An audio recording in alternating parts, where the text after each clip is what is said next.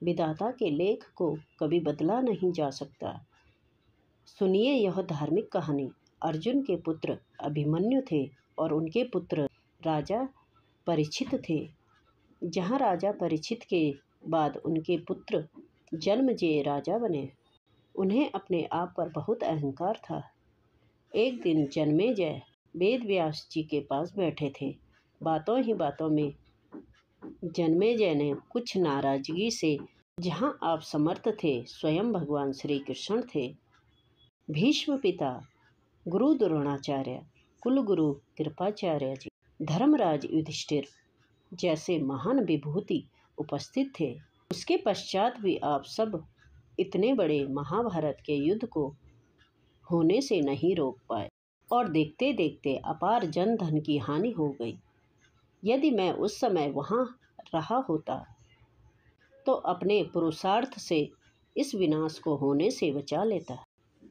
अहंकार से भरे जन्मेजय के शब्द सुनकर भी व्यास जी शांत रहे। उन्होंने शांति से कहा, पुत्र, तुम अपने पूर्वजों की क्षमता पर शंका न करो।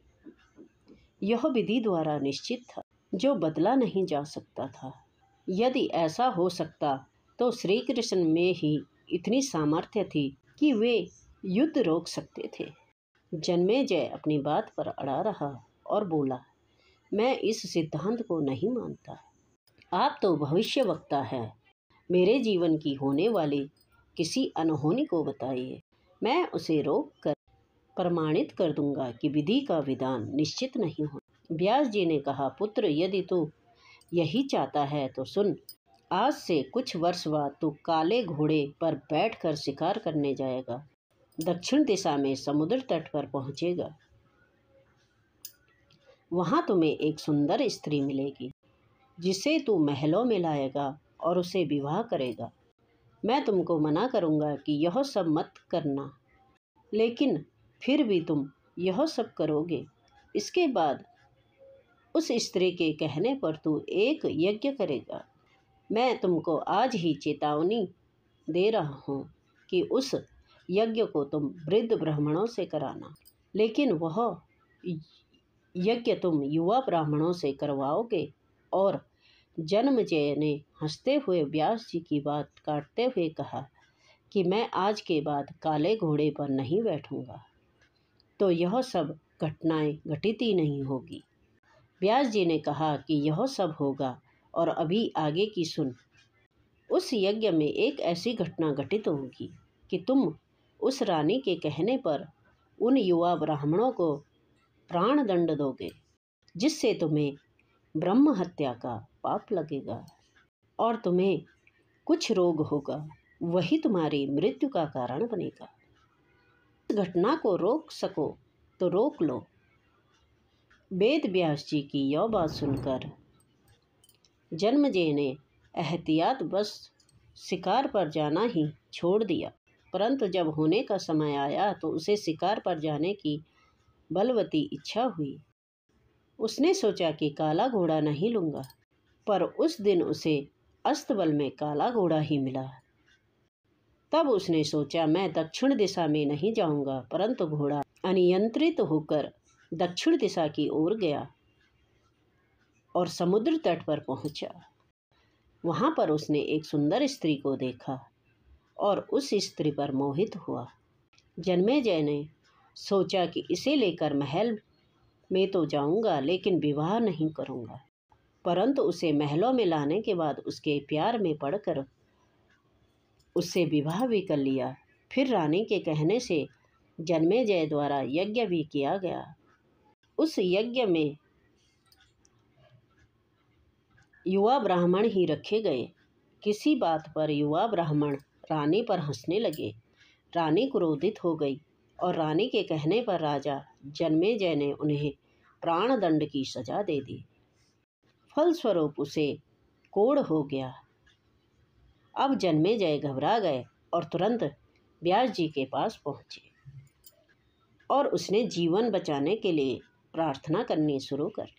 वेद व्यास जी ने कहा, एक अंतिम अवसर तुम्हारे प्राण बचाने का और देता हूँ। मैं तुम्हें महाभारत में हुई घटना का श्रवण करवाऊंगा। जिसे तुम्हें श्रद्धा एवं विश्वास के साथ सुनना होगा। इससे तुम्हारा कोढ़ मिटता जाएगा। परंतु यदि किसी भी प्रसंग पर तुमने अविश्वास किया तो मैं महाभारत का प्रसंग रोक दूंगा और फिर मैं तुम्हारा जीवन नहीं बचा पाऊंगा। याद रखना, अब तुम्हारे पास यही अंतिम अवसर है। अब तक जन्मेजय को व्यास जी की बातों पर पूरा विश्वास हो चुका था, इसलिए वह पूरी श्रद्धा और विश्वास से कथा का श्रवण करने लगा। व्यास जी ने कथा आरंभ करी और जब भीम के बल में प्रसंग सुनाए, जिसमें भीम ने हाथियों को सूंडों से पकड़कर उन्हें अंतरिक्ष में उछाला, वे हाथी आज भी अंतरिक्ष में घूम रहे हैं। जब जन्मेजय अपने आप को रोक नहीं पाए और बोल उठे कि यह कैसे संभव हो सकता है, मैं नहीं मानता।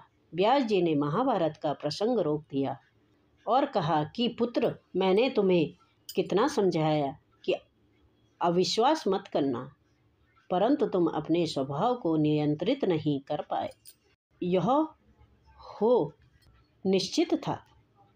फिर व्यास जी ने अपनी मंत्र शक्ति से आवाहन किया और वे हाथी पृथ्वी की ओर आकर्षण शक्ति में आकर नीचे गिरने लगे। तब व्यास जी ने कहा, यह मेरी बात का प्रमाण है। जितनी मात्रा में जन्मेजय ने श्रद्धा विश्वास से कथा श्रवण की, उतनी ही मात्रा में वह उस कुष्ठ रोग से मुक्त हुआ। परंतु एक बिंदु रह गया और वही उसकी मृत्यु का कारण बना।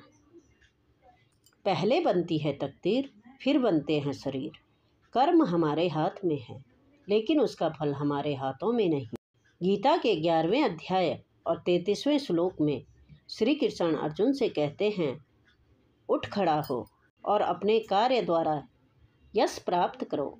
जिनके बारे में तुम चिंतित हो रहे हो, यह सब तो तुम्हारे द्वारा पहले ही मारे जा चुके हैं।